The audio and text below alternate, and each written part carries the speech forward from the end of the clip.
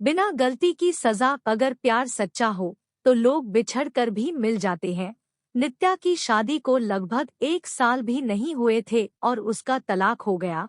नित्या के घर वालों ने जबरदस्ती नित्या की शादी करवा दी थी। शादी के कुछ 3 महीने बाद ही उसके पति राकेश का व्यवहार बदल गया। वो नित्या से हमेशा झगड़ा ही करता रहता था। राकेश एक कंपनी में काम करता था और रोज शाम को देरी से घर आता था, क्योंकि ऑफिस के बाद वो दारू पीने के लिए रुक जाता था।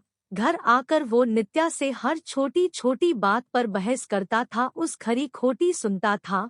वो नित्या को ये भी बोल देता था कि चली जा तू यहाँ से, मुझे तेरी कोई जरूरत नहीं है, बहुत मिल जाएंगी तेरी जैसी। नित्या उसका ये व्यवहार चुपचाप सहन कर रही थी। उसने अपने घर पर भी इसके बारे में कुछ नहीं बताया था।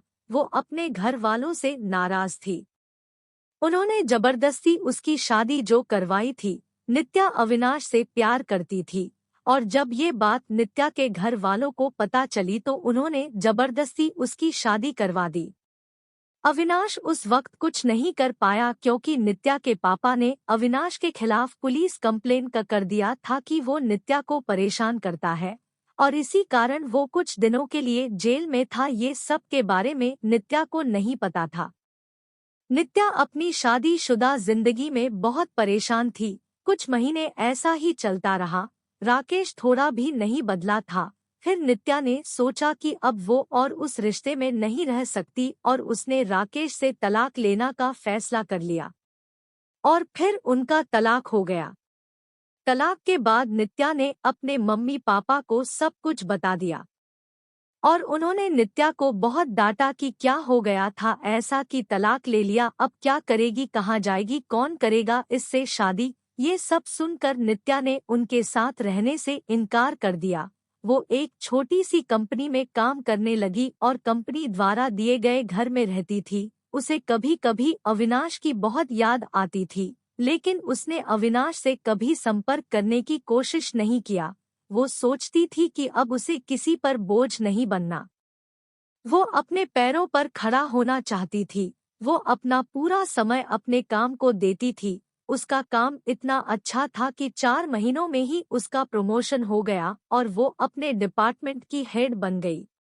प्रमोशन के 1 महीने बाद उसे उसकी कंपनी के तरफ से एक मीटिंग अटेंड करने के लिए विदेश जाने का अवसर मिला।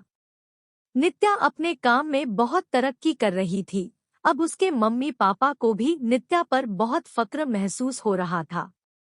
अब वो पछताते थे कि उन्होंने उसकी शादी गलत घर में कर दिया था। नित्या विदेश जाने की बात से बहुत खुश थी। 4 दिन बाद की उसकी टिकट थी। उसे कुछ खरीदारी भी करनी थी। फिर वो अपने ऑफिस के पास एक मॉल में गई। उसे कपड़े और कुछ मेकअप का सामान लेना था। वो मॉल में घूम रही थी, कपड़े देख रही थी, तभी किसी ने पीछे से उसके कंधे पर हाथ रखा। वो पीछे मुड़ी देखने के लिए और वो बिल्कुल अपने आँखों पर विश्वास नहीं कर पा रही थी। वो इंसान और कोई नहीं अविनाश था। नित्या उसे देखती रह गई। उस समझ नहीं आया कि वो अविनाश से क्या बात करे।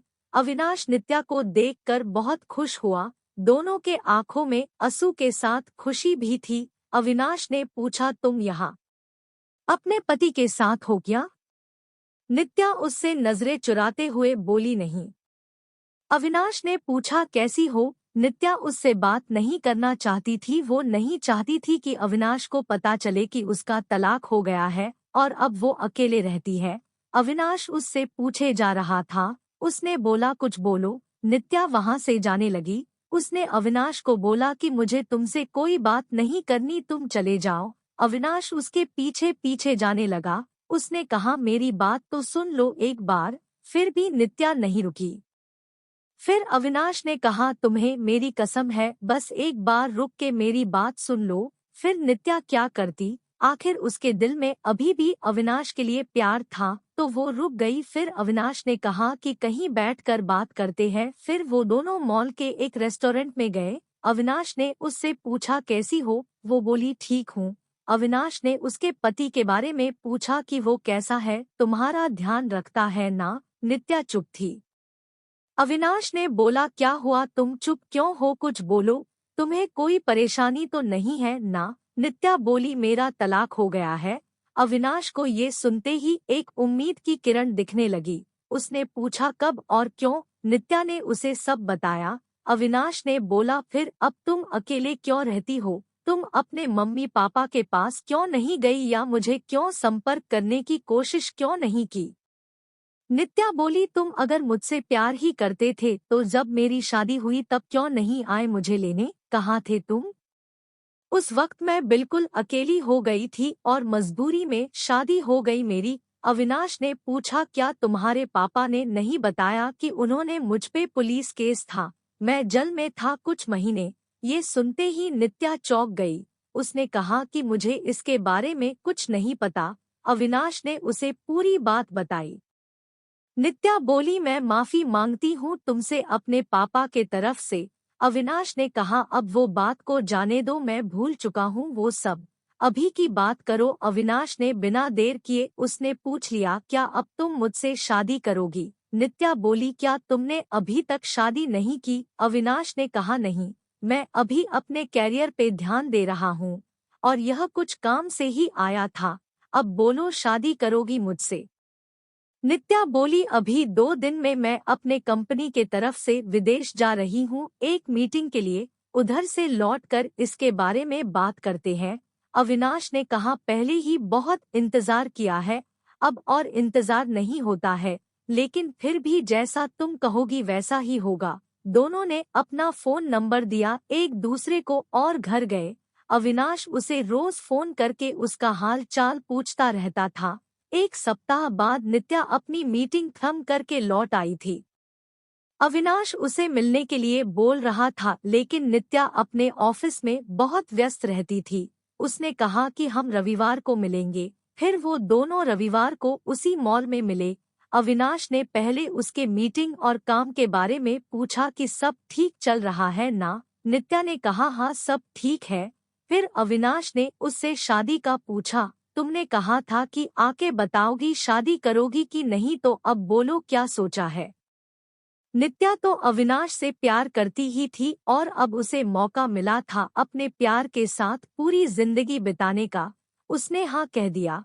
दोनों बहुत खुश थे। नित्या ने अपने घर पर अविनाश के बारे में सब कुछ बता दिया और इस बार उसके घर वाले उसके इस फैसले से मान गए, क्योंकि पहले उनसे एक गलती हो चुकी थी। अब वो फिर से अपनी बेटी को तकलीफ में नहीं देखना चाहते थे। 1 महीने बाद उनके परिवार ने उनकी शादी करवा दी। अविनाश ने अपना खुद का एक बिजनेस स्टार्ट किया था, तो अब नित्या उसके साथ उसके बिजनेस में हाथ बटाती थी और वो दोनों खुशी खुशी हमेशा के लिए एक साथ हो गए।